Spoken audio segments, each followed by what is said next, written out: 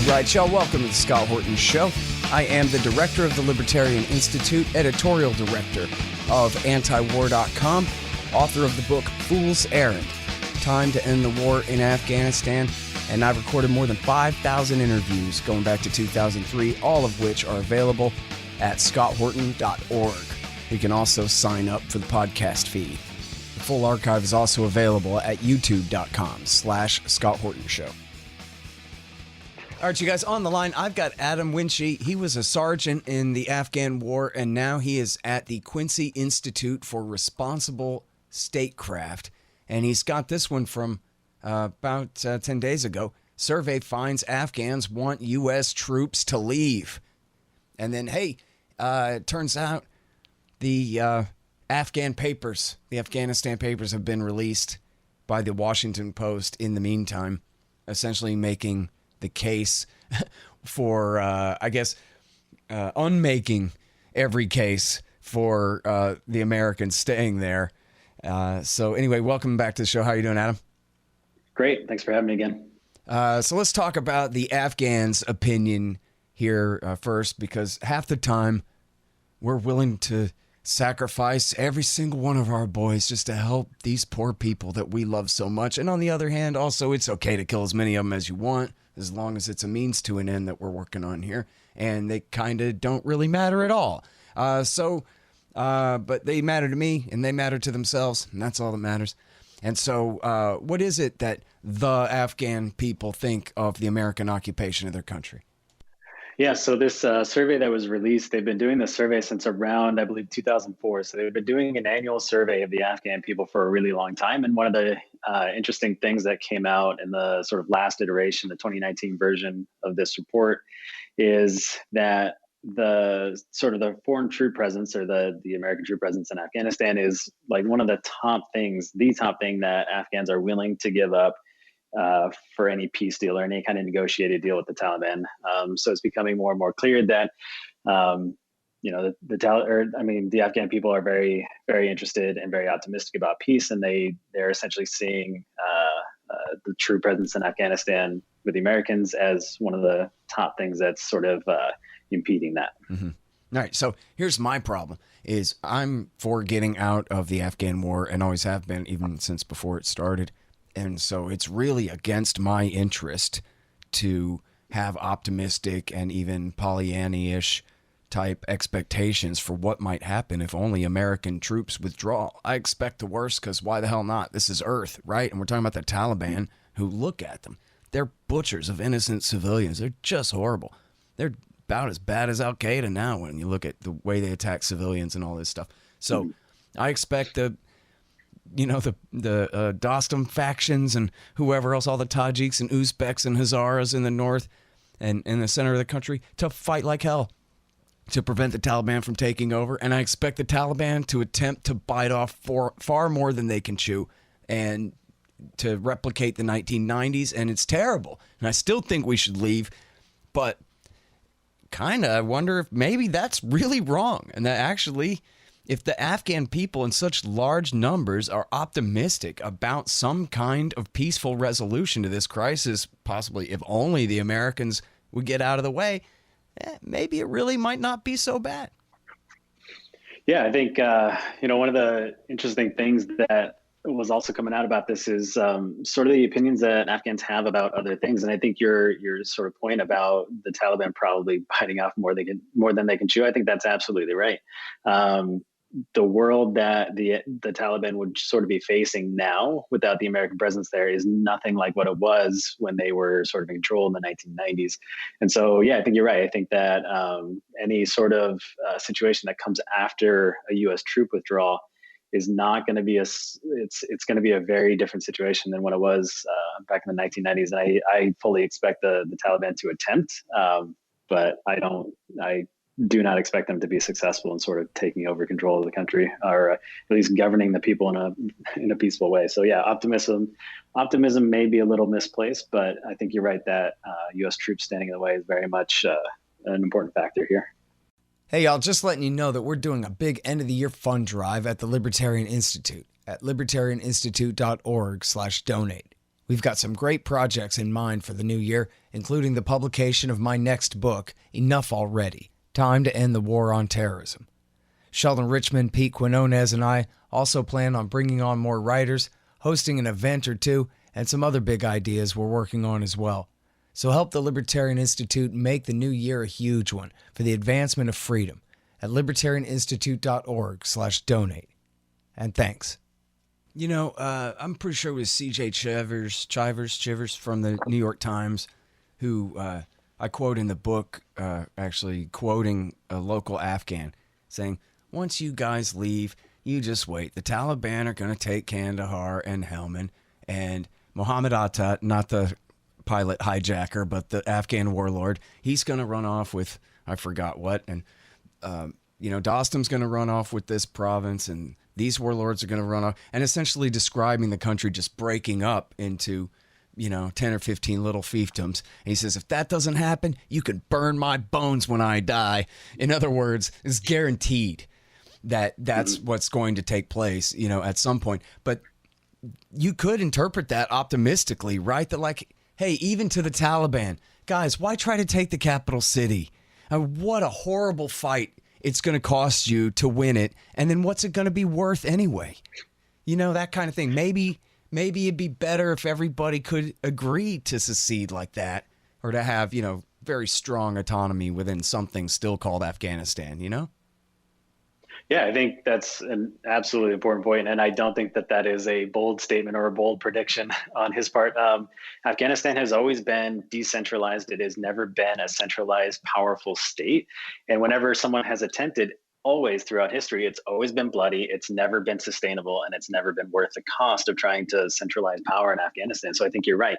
Trying to, if these negotiations, if they're successful at all, the only way they're going to be successful is if they adopt a decentralized sort of power sharing agreement. And that doesn't mean that the Taliban aren't going to see that and recognize that and be rational and try to not bite off more than they can chew, but that's certainly what needs to happen. And it's the exact opposite of what we've been trying in Afghanistan for 18 years. Now, so there was a different poll, and, I never know what to make of these polls. How can anybody really poll Afghans in any real way when the security situation across the country is such a nightmare? But it would make sense that some so-called groups, right, ethnic groups or tribal groups, would strongly favor America staying because they have everything to lose. And I wonder, if there's any kind of real breakdown as to who is answering these questions which way. You're saying, how are they sort of answering these questions between different groups? Yeah, like for keeping American troops there for the time being, or for supporting peace talks, or whatever it is. Is there much of a breakdown about regionally or ethnically, who's supporting which positions? Yeah, so it's kind of difficult to get into ethnic groups because there's no real, because of the political sensitivities, there's no real good count on who belongs to which group. I don't think they've done ethnically distinguished census since I think 1979. But what we can sort of get from this survey is that sympathy, and it's not super surprising, right? So sympathy for the Taliban and Pashtun regions down the south is obviously a lot higher. And I think a lot of it just confirms sort of what we've known about Afghanistan for a long time, is that it's very much a country of regions. And so I think it goes back to your point that any sort of political arrangement after U.S. troop withdrawals is definitely it must be sort of a decentralized structure. Mm-hmm. All right, so which years were you over there? I went twice between 2007 and 2008. Okay. And then can you tell us, where were you in the country and what was your fight about there? Yeah, so I was mainly based out of Bagram Air Base, but my job was to sort of bring support to teams around the country. And so I would fly and drive around to a bunch of different fire bases and sort of got to see a lot of the country that way. Mm-hmm. So that's really interesting. That was something that was unique about Daniel Davis as well, was that he was going all over the place. And so he was saying, boy, it ain't just bad in Nangarhar. It's also bad in Helmand, and it's also bad way out in Herat and Coast and wherever you got. Yeah. And so Yeah, was that what you were seeing too in 2007 and 8? You were saying, I don't know, did you support Obama's surge when he said, hey, all we're going to send Petraeus in there to save the day? What's interesting about my sort of experience with Afghanistan is that, being enlisted like I was, I like the strategic picture was never super important to me. It's never something that I, considered or thought a whole lot about. It wasn't until after the fact that I started studying Afghanistan and military strategy that I got sort of the strategic picture. Right. That makes sense. And You're a sergeant on the ground. Yeah. You have more important parochial concerns. Yeah. My job is to, follow orders. That's pretty much the extent of my thought process on that. But one of the interesting things I found from doing research on this survey over the years is that I sort of broke down between two provinces of Kandahar and Helmand. And so during that surge, Helmand sort of bore the brunt of that surge, right? So a lot of forces went there rather than Kandahar. And what we can see is when that surge happened, legitimacy for pretty much every sort of governing structure, right? Legitimacy for international forces, legitimacy for the Afghan government takes a substantial dive in Helmand rather than other places. So what we can see is that, the troop surge and the troop presence that we think is going to do good things ultimately, sacrifices strategic gains because you're undermining, government legitimacy. So as much as we want to think that we're getting success from having troops in all these countries, we need to think that we might be undermining our goals anyways. Yeah. All right. So I know the Quincy Institute isn't exactly the heart of the think tank world there in D.C., but I wonder if you have your thumb on the pulse at all of the reaction in the imperial capital there to the Washington Post publication of these Afghanistan papers that essentially say that all the critics were right all along. Yeah. So there's two things that I see. One is if you don't work on Afghanistan, you're not paying attention to this at all, right? So for everybody outside of working on Afghanistan or foreign policy, you're focused on one thing, and that's impeachment, and that's what everybody is focused on. And that's but think about it, the Pentagon Papers came out, Ellsberg's big leak to the Times on the Post there, and then nobody even cared. Yep. Yeah. But within the sort of community of Afghan experts in DC, one of the things that's being consistently said is that that nobody should be surprised by what this is, right? That we've known this all along. We've been saying this all along.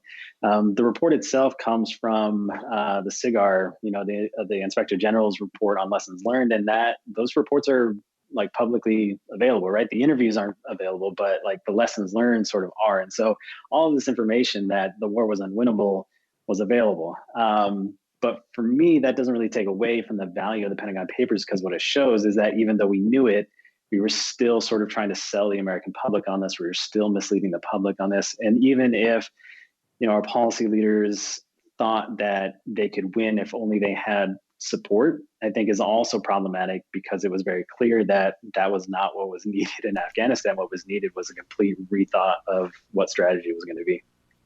Yeah. Well, not that there was a strategy to adopt that would work, as your colleague Basevich, right. Andrew Basevich pointed out on this show. They tried every different thing as far as counterinsurgency and counterterrorism and nation building and State Department focused stuff and drug wars and this, that, and every other thing in the world, and none of it worked. Yeah.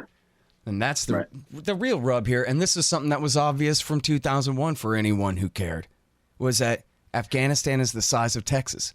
It's landlocked behind mountains. It's got deserts and mountains and people who like to fight and have guns. And so that's it. You can't win that any more than any other force could ever take the state of Colorado or the state of Texas from the people who live here now. It's just not ever going to happen. It could never happen. I think you're absolutely right. The Quincy Institute and me in particular, we're working very, very diligently on a sort of a withdrawal plan from Afghanistan. And part of that is what is our counterterrorism strategy right now is to try to sort of remake Afghan society. And that's never going to work. It was never going to work. And so now what we're sort of thinking is, how do we sort of adapt a counterterrorism strategy so we can sort of mitigate risks without sort of trying the impossible in Afghanistan? So what we're trying to do is we're playing with a couple of different ideas. One of them is sort of a containment strategy where you essentially let Afghanistan be Afghanistan and let the Afghans sort of determine their own sort of future, and then make sure that we work, with partners, local partners in the area, to make sure that sort of terrorism threats are contained within that region. Because I think, like you said, you're never going to remake Afghan society. You're never going to be able to take that country. We tried for 18 years and just didn't happen. Yeah. Well, you know what? I think all we got to do is stop backing Al-Qaeda against Iran and their friends, and stop backing the Uyghur jihadists against the Chinese, and let them handle it. If Arab suicide jihadists decide to try to create some terrorist base in Afghanistan, I'm sure the Quds Force has plenty of interest in quashing such a thing, and they don't have to travel all the way around the other side of the planet to get there either. Yeah, I think you're right. I think within DC, there's this sort of cult that we have to, this cult of action, right? That we have to do something about everything, not realizing that there's a lot of situations where we can just let, sort of events play out, and it doesn't necessarily end up not in our favor.